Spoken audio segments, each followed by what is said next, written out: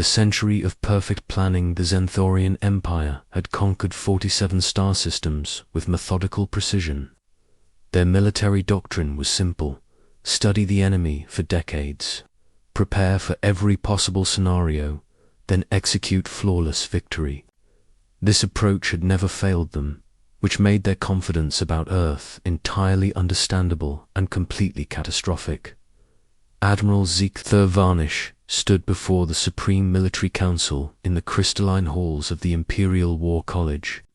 His forearms gestured dramatically as he presented his proposal to the assembled generals, their bioluminescent skin patterns flickering with interest and approval. "Honored commanders," Ziegler began, his voice resonating through the chamber with practiced authority, "I present to you the perfect target for our next expansion. The third planet of the Sol system contains a primitive species that shows remarkable potential for integration into our empire." The massive holographic display behind him showed Earth as it appeared in their intercepted transmissions from the 1960s. Black and white images of humans in simple clothing driving basic automobiles, and gathering around primitive television sets filled the air above the council table. "These creatures call themselves humans," Ziegler continued, manipulating the hologram to show various scenes from old Earth broadcasts. "Our long-range monitoring stations have been intercepting their communications for over a century. They appear to be a bipedal species with limited technological capabilities and no space travel whatsoever." Supreme Commander Velenara Ketch, whose ancient wisdom had guided the Empire through countless victories, leaned forward with interest. Her silver-scaled hide reflected the holographic light as she studied the primitive human images. "What of their military capabilities, Admiral?" "Laughably simple," Commander Ziegler replied with barely concealed amusement. "They fight with crude projectile weapons that fire small metal pellets. Their fastest vehicles move at speeds that our combat suits could easily outpace.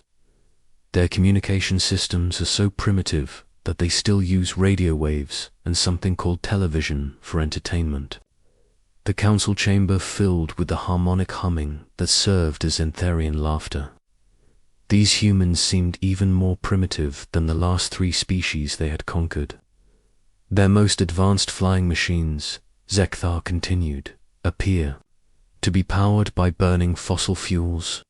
They have no energy weapons, no plasma technology, and certainly no faster-than-light travel. According to our analysis, their most sophisticated military equipment dates to what they call their World War II, which ended in their year 1945. Dr. Quilinara Dex, the Empire's chief xenobiologist and military strategist, raised one of her tentacled appendages to request permission to speak. Her expertise in alien psychology had proven invaluable in previous conquests. "Admiral Varnish," she said in her precise, analytical tone, "what of their social structure? Understanding their leadership hierarchy will be crucial for a smooth integration." Ziegler's bioluminescent patterns brightened with enthusiasm. "Excellent question, Dr. Vex. Human society appears to be organized around family units led by male figures, who leave their dwellings daily to engage in something called work. The females maintain the domestic environment and care for offspring. Their entertainment broadcasts suggest they resolve conflicts through discussion and rarely resort to violence. Their leaders," he continued, manipulating the hologram to show images of men in suits from 1960s television, "appear to be selected based on their ability to speak loudly and wear formal attire. They gather in large buildings to debate issues and make decisions through a process they call voting. Quite civilized, actually." Supreme Commander Kesh nodded approvingly. The Zentharians valued civilized discourse and democratic processes. These humans might prove to be worthy additions to the Empire after all. However, Zector added, his tone becoming more serious, we must not underestimate them simply because they are primitive. The Empire's greatest strength has always been thorough preparation. I propose we establish a comprehensive training, programmed to ensure our forces are ready for every possible scenario these humans might present. The council chamber fell silent as the members considered this proposal. Thorough preparation was indeed the foundation of Xantharian military success. Even primitive species could prove dangerous if underestimated. How long do you estimate such preparation would require? Asked General Mordok Shen, whose tactical brilliance had been instrumental in the conquest of the Deltarian Confederacy. Given the complexity of human society and their unpredictable behavior patterns observed in their broadcasts, Zekthar replied thoughtfully, I recommend a century of preparation. This will allow us to study every aspect of their culture, train our warriors in human combat techniques, and develop counter-strategies for any possible resistance they might mount. A century seemed excessive for such a primitive species, but the council had learned to trust Zekthar's judgment. His previous campaigns had all succeeded precisely because of such meticulous planning. Approved, declared Supreme Commander Kesh, her decision final and binding. Admiral Varnish, you will establish a human combat training facility and prepare our finest warriors for this conquest. Spare no expense and overlook no detail.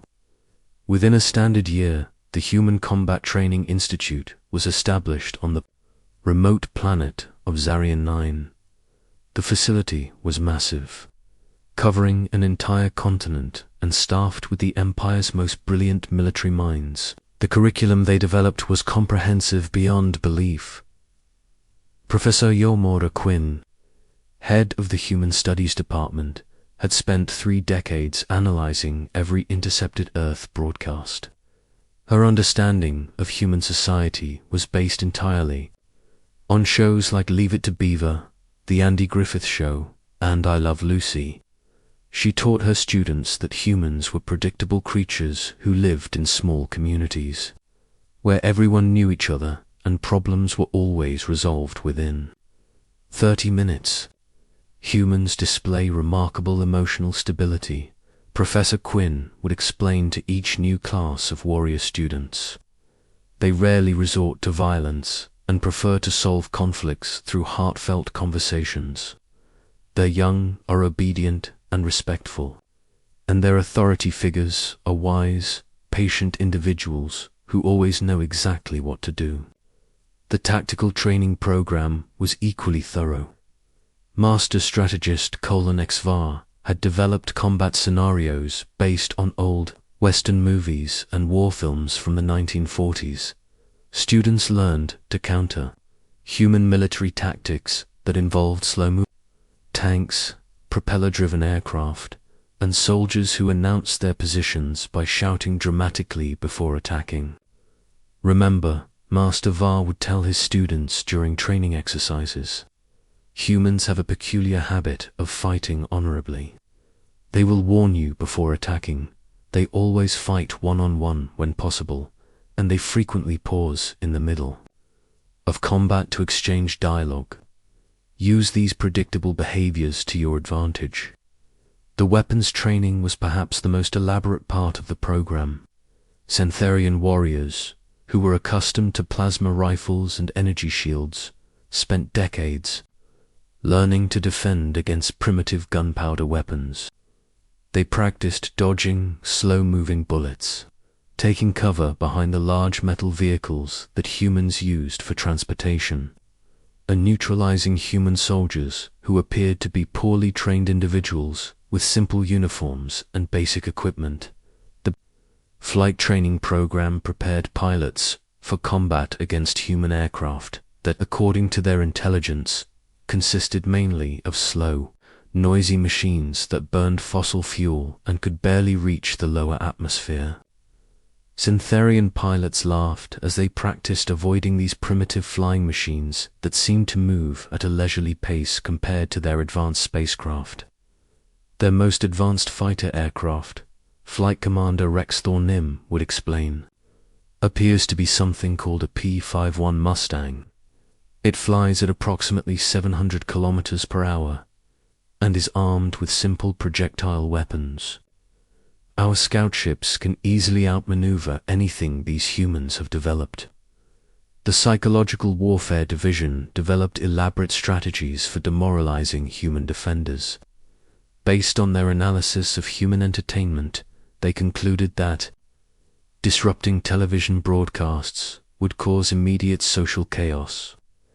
They prepared special equipment designed to interfere with human radio and television transmissions, believing this would paralyze human civilization.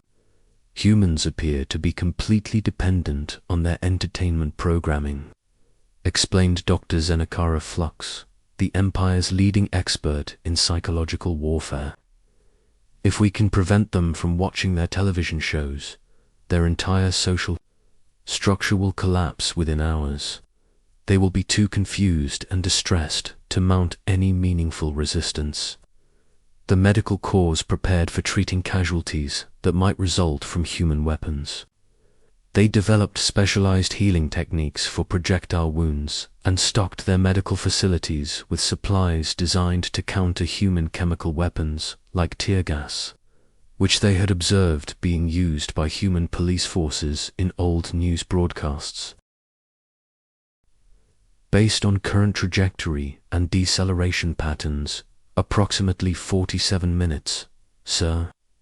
Activate Condition 1 across all defense networks.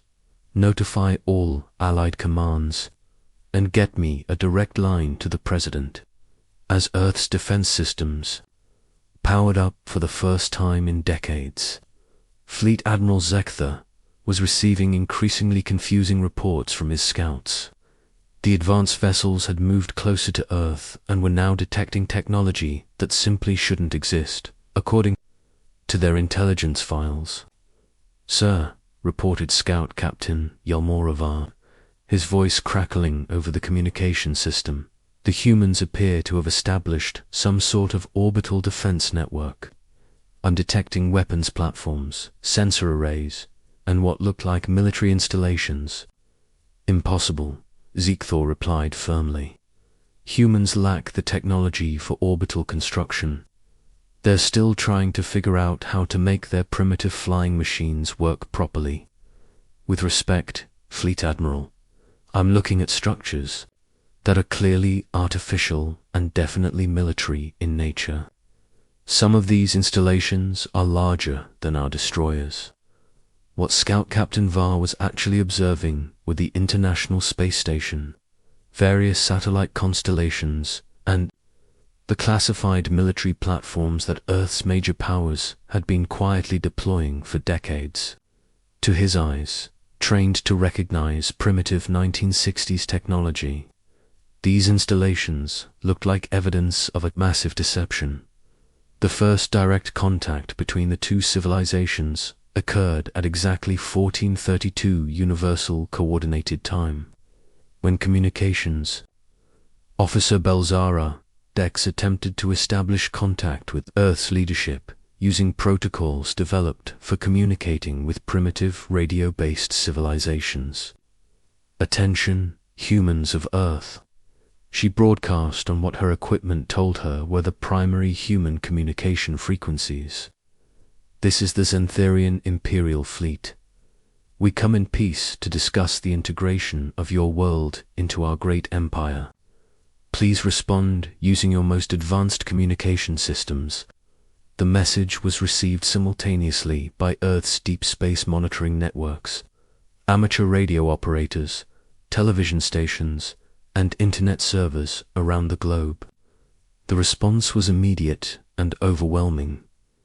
Dr. Rodriguez, monitoring communication channels at her facility, nearly choked on her freshly heated coffee as her speakers crackled to life with what was unmistakably an alien voice speaking perfect English with a slight mechanical accent.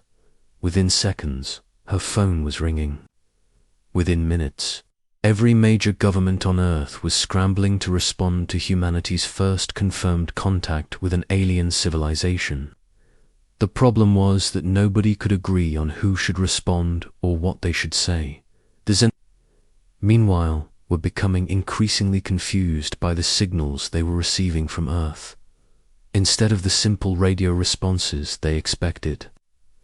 Their communication arrays were being flooded with digital data streams, satellite transmissions, cellular phone signals, and internet traffic that their equipment couldn't properly decode. Fleet Admiral, reported Belzara Vex, her bioluminescent patterns flickering with frustration, were receiving responses, but they're coming from thousands of different sources simultaneously. The humans appear to have some sort of advanced communication network that we didn't account for. Advanced. Zeektha replied incredulously. Humans communicate using primitive radio waves and television broadcasts. How can they have an advanced communication network? The answer, of course, was that humanity had developed the internet. Cellular networks, satellite communications, and fiber optic cables. But none of this technology had existed in the 1960s broadcasts that formed the basis of Xantharian intelligence. About Earth, as Task Force Terra moved into Earth's outer orbital zone, the situation deteriorated rapidly. Earth's automated defense systems, designed to respond to potential threats, began tracking the alien vessels and calculating response options.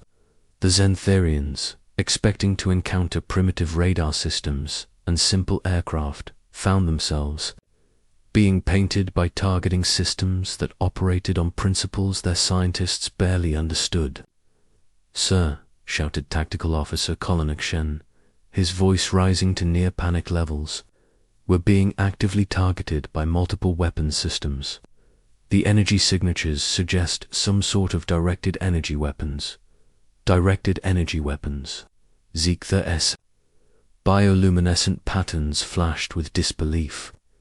Humans fight with projectile weapons that fire metal pellets. They don't have energy weapons. But Earth's defense satellites were indeed equipped with laser systems, particle beam weapons, and electromagnetic pulse generators. Technologies that had been developed in the decades following the 1960s broadcasts that the Xantharians had been studying. General Chen, monitoring the situation from his command center, watched as his screens filled with data about the alien fleet. The vessels were massive, clearly military in nature, and approaching Earth in a classic invasion formation. "Options?" he asked his staff. "The orbital defense platforms are fully charged and ready, sir," reported his weapons coordinator. "We have clear targeting solutions on all enemy vessels."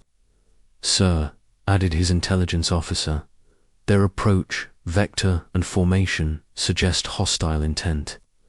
They're not trying to communicate through diplomatic channels or following any recognized first contact protocols." Chen nodded grimly. Humanity had spent decades preparing for this possibility, developing technologies and strategies that would give them a fighting chance against any conceivable alien threat. The irony was that they had been preparing for aliens who would be as advanced relative to modern humans as modern humans were to the aliens. Outdated intelligence. The moment that became known as the 12-Minute War began when Scanner operator Treldona Flux detected what appeared to be incoming missiles from Earth's surface. "Fleet Admiral," she screamed, her voice breaking with terror. "Multiple projectiles launching from the planet's surface. Trajectory suggests direct attack on the fleet." What she had actually detected were routine satellite launches from various space agencies around the world. 3 communication satellites, a weather monitoring probe, and a cargo resupply mission to the International Space Station. but two sensors calibrated to detect 1960s technology. These launchers looked like a coordinated missile barrage. "Evasive maneuvers," ordered Ziegler. "All ships, prepare for combat. The humans are more aggressive than our intelligence," suggested. The Xantharian fleet began executing complex defensive patterns, turning their massive warships to avoid what they believed were primitive but numerous human missiles. This maneuver brought them into direct contact with Earth's orbital debris field, a collection of defunct satellites, spent rocket stages, and space junk that had been accumulating for decades. The collision between the Xantharian destroyer, Harbinger, of certain victory, and a defunct weather satellite from 1987 created a spectacular explosion that was visible from Earth's surface. The debris cloud from this impact immediately began threatening other ships in the fleet. "Hull breach on Harbinger," reported fleet communications. "They're venting atmosphere and requesting immediate assistance." "How did the humans coordinate such an effective attack?" demanded Ziegler, watching in horror as more of his ships collided with objects that seemed to be deliberately placed in their path. The truth was that Earth's orbital debris had been a growing problem for decades, tracked by space agencies, but generally considered a nuisance rather than a weapon. To the Xantharians, however, it looked like a sophisticated defensive minefield designed to destroy invading fleets. As more ships suffered damage from debris impacts, Earth's actual defensive systems finally activated. The first laser strike came from a military satellite that had been observing the alien fleet for the past 20 minutes. The coherent beam of energy struck the Xantharian cruiser Whisper of approaching doom amidships, cutting through their hull plating like a knife through paper. "Fleet Admiral," screamed the damage control officer aboard the flagship. "Whisper of approaching doom has been struck by some sort of directed energy weapon. Their main reactor is going critical." This was impossible according to everything the Xantharians knew about human technology. Humans were supposed to fight with gunpowder and projectiles, not directed energy weapons that could slice through military-grade armor. "How do they have laser weapons?" Ziegler demanded of his intelligence officer. "Our studies clearly show that humans lack any form of energy-based technology." The answer was that humans had developed laser technology in the 1960s, shortly after the broadcasts that the Xantharians had been studying. In the decades that followed, that technology had advanced to the point where space-based laser systems could engage targets with precision and devastating effectiveness. More laser strikes followed, each one targeting Xanthorian ships with accuracy that suggested advanced computer-guided targeting systems. The aliens found themselves under attack by weapons they had never trained to counter, guided by technology they didn't understand, deployed by a species they had completely underestimated. The electromagnetic pulse attack came next. Earth's defense satellites released coordinated EMP bursts that disabled electronic systems across the Xantharian fleet. Ships that had been maneuvering to avoid debris suddenly found themselves drifting helplessly as their navigation systems failed. "All ships report systems failures," announced Fleet Communications Officer Kelvex Moore. "Navigation, weapons, life support, everything is shutting down simultaneously." Ziegler stared at his own darkening control panels in complete bewilderment. EMP weapons were a theoretical concept that Xantharian scientists had discussed but never implemented. The idea that primitive humans had not only developed this technology but deployed it as a standard defensive measure was beyond his comprehension. But Earth's defensive systems were just getting started. The particle beam weapons came online next, firing streams of accelerated subatomic particles that passed through Xantharian armor as if it were tissue paper. The kinetic impact systems followed, launching projectiles at relativistic speeds that struck with the force of small nuclear weapons. Within 8 minutes of the first contact, 12 Xantharian ships had been destroyed or disabled. The remaining vessels of Task Force Terra found themselves scattered, damaged, and facing defensive systems that operated on principles their century of training had never considered. Fleet Admiral reported his tactical officer, his voice shaking with disbelief. "We're detecting massive energy buildups across the planet's surface. The humans appear to be charging some sort of planetary defense system."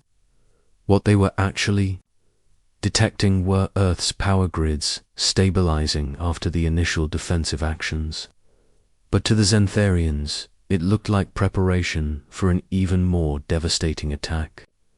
The final blow came when Earth's quantum communication networks allowed instantaneous coordination between defensive installations across the globe.